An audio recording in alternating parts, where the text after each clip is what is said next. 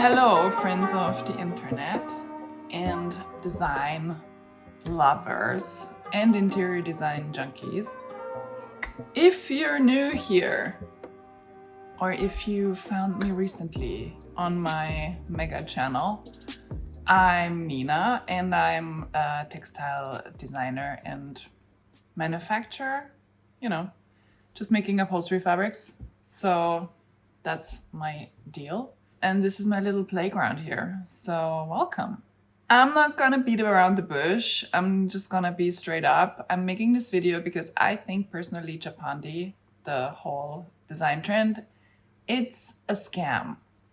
It's never been my thing. I'm very anti-beige and I've never really understood the appeal of Japandi. I got a comment at some point on some video requesting a Japandi mood board or to talk about the Japandi design style.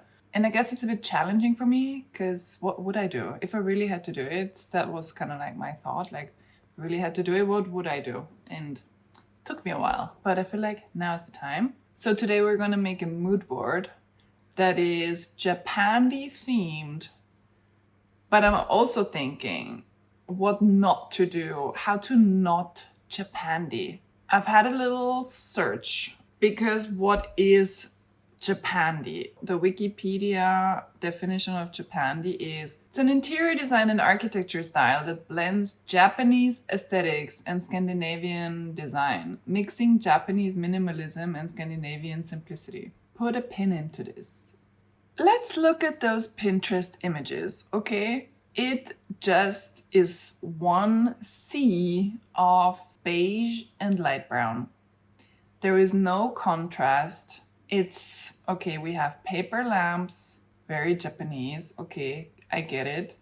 But if you zoom out, like don't even look at the details of the images or the individual furniture pieces. If you zoom out, it's like one big sea of the same thing. I mean, I get it if one room in your apartment wants to have that like serene, calm feeling, I get it. But if your whole house looks like this, like God, no. The worst thing for me is this one here. Like when Japandi and then they mix in like boho, that's just the worst.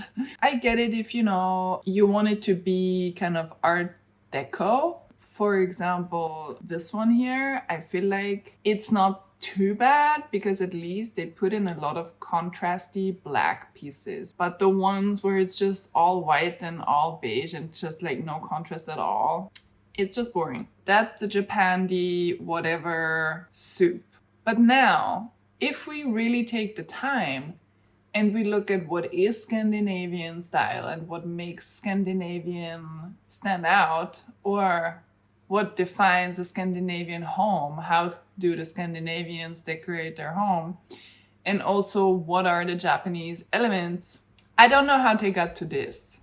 Look at these Scandinavian homes. They don't look anything like the Pinterest Japandi movement. Scandinavian homes are very cozy and they're not beige at all. I feel like Scandinavians very much do embrace color. They're not crazy like the English or the Spanish or the Italians. Like, of course, no, they're more sober, they're more sophisticated, I would say. They're not maximalists, but they are very cozy because half of the year they live in darkness. And in Scandinavian homes, you do have a lot of, 1920s architecture. They have the tall doors. Their color palette, yeah, I guess it's more palatable. You have a minty green. You kind of have like a dusty rose brown. You have like a very light eggshell yellow. You have like a sky blue, like a powder blue. But they also then mix it with other elements. I mean, they have a red table, they have a mint green wall plus powder blue doors.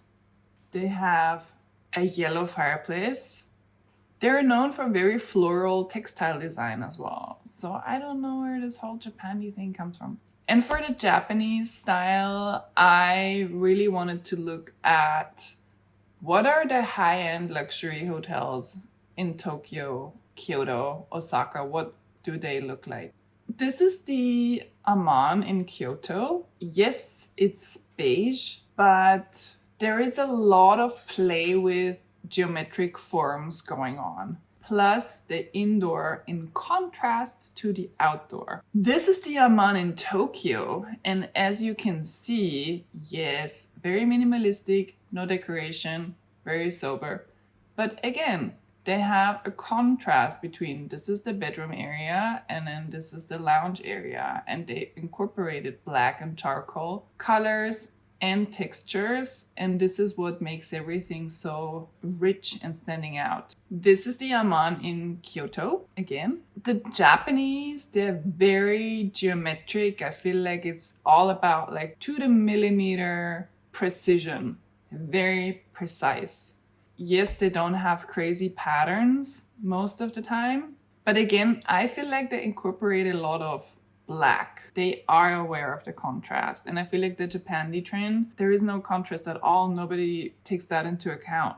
This is the Four Seasons in Kyoto, the sliding door paneling, the Japanese wallpaper next to the bed. Also, they incorporated like a dark purple, and there is also a floral element on the carpet. So to take a mental note right now, what we're trying to do is to have the Japanese elements, which are very geometric and very neat and very well proportioned throughout the room, and combining this with a certain Scandinavian color palette and cozy elements.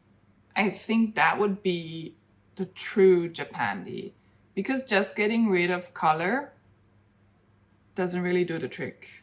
This is the peninsula. I think it's in Tokyo. And look at the ceiling. That's so great. I feel like the warmth really comes from the ceiling. They incorporated this like woven wooden texture.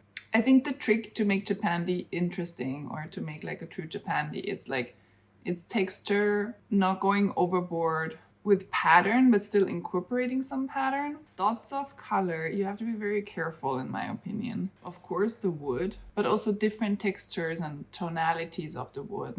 This is the Okura in Tokyo, and what I like about it is the subtle dots of red. Your eye travels. Your eye travels to different areas of the room. This is balanced. I like this one. And it's not beige at all. And this, for example, looks like a very traditional onsen. This is utterly geometric, but again, it's so Japanese. And there is zero beige in this. We have green, we have red, we have a box of black beans, and the rest is filled in with color. The only thing that's white are the sheets.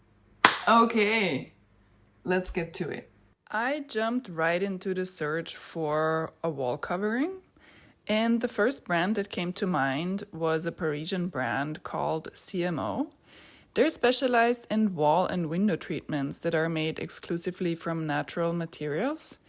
And for this mood board, I chose a very minimalist fiber wallpaper because the goal was to give our bedroom a luxuriously textured wall. Next up was Svensk 10. It's my all-time favorite Scandinavian brand, so I had a first look around.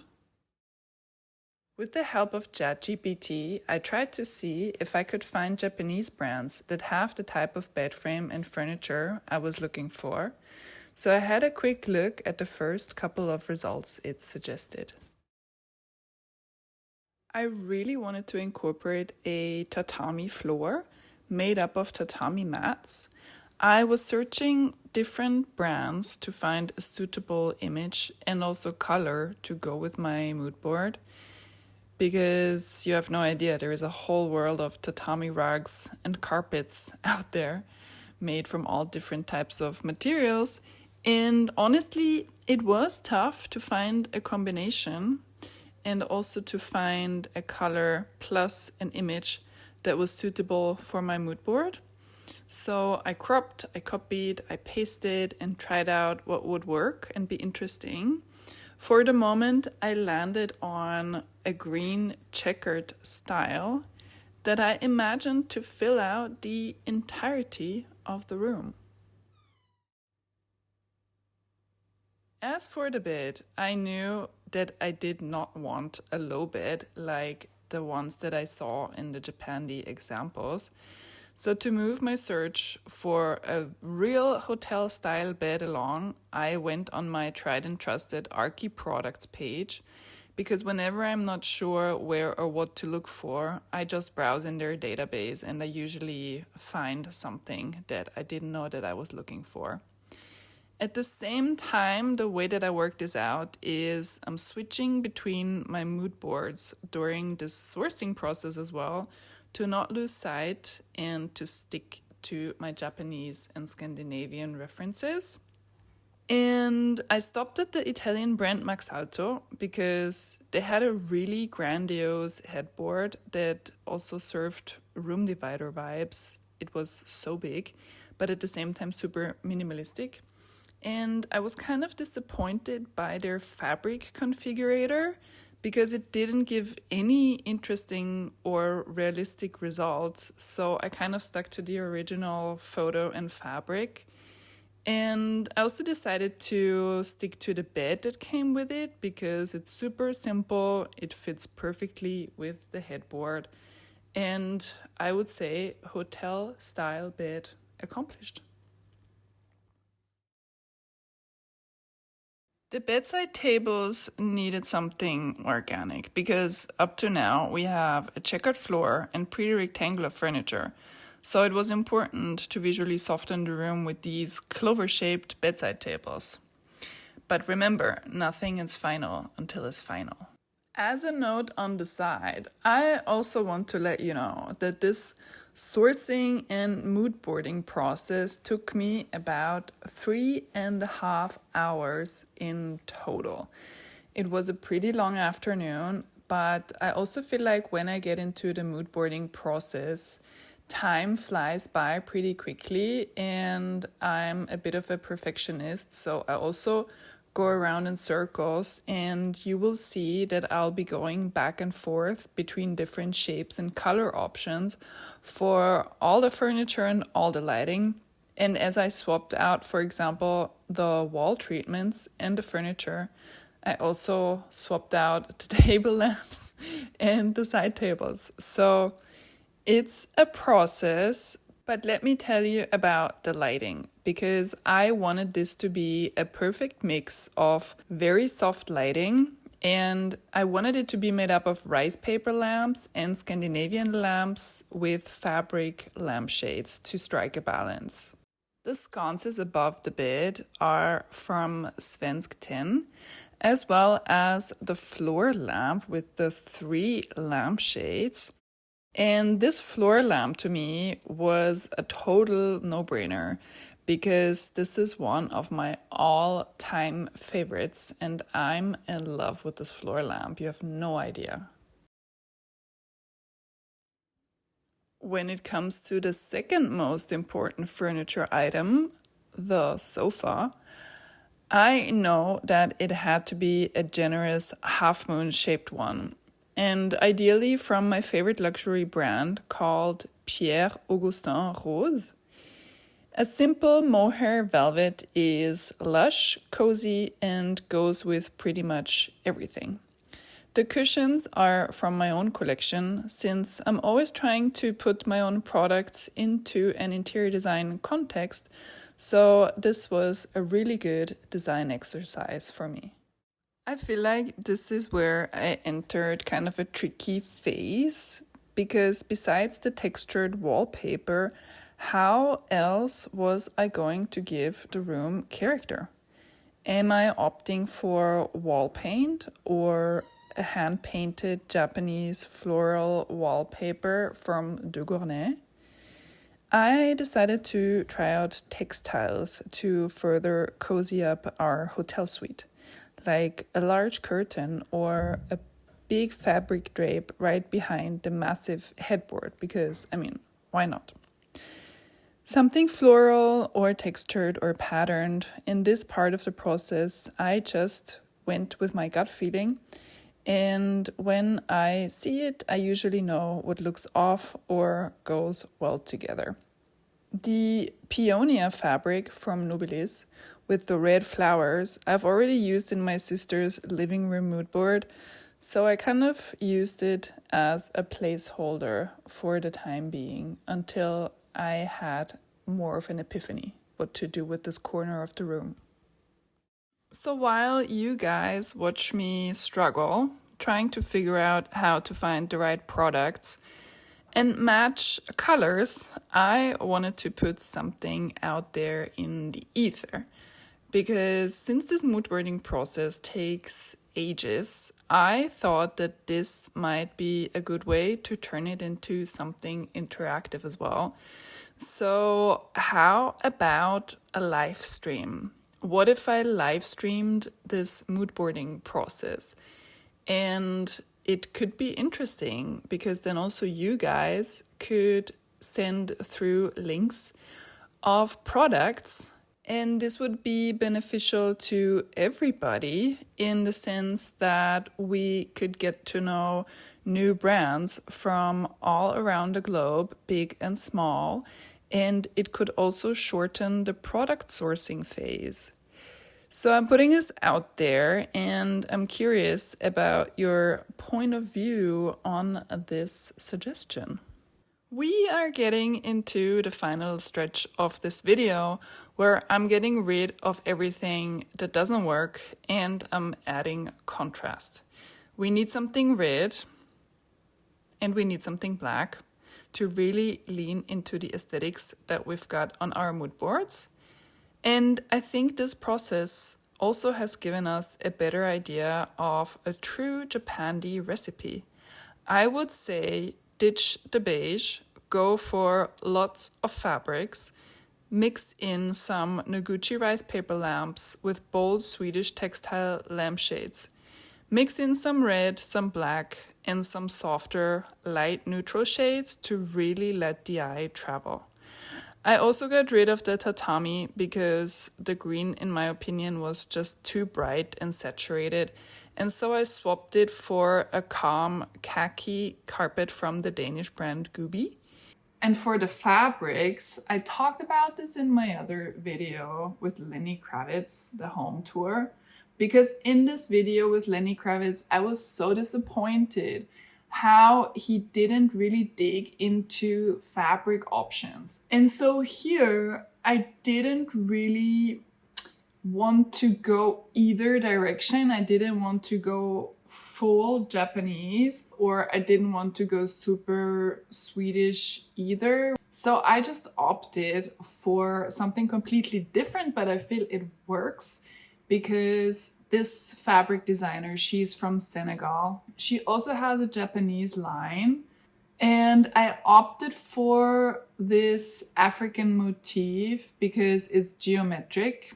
I also, on the other side, put just the stripes because the stripes, I feel, are also a very Scandinavian element. And her name is Aisa Dion. I've mentioned her in my last video. I think her fabrics are great. They are so beautiful. To truly turn this into a suite style bedroom, I added an elegant desk that was missing and also added a little bit of a metallic / chrome element, contrasting all the soft fabrics. So let's just use the furry black lounge chair as an office chair because we really go big on the cozy lifestyle here.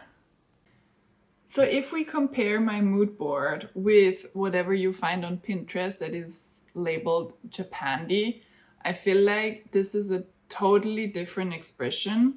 In my opinion, for me, more accurate because mixing those two styles is actually not an easy feat.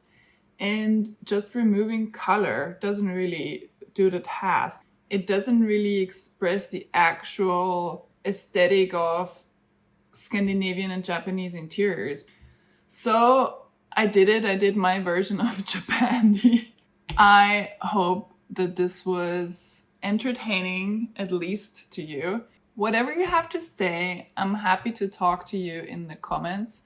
Also, if you want to subscribe, please do so. It helps me to create more fun stuff. And maybe you want to watch some more videos. There is maybe one here, there is maybe one here.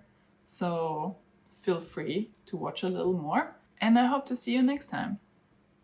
Bye.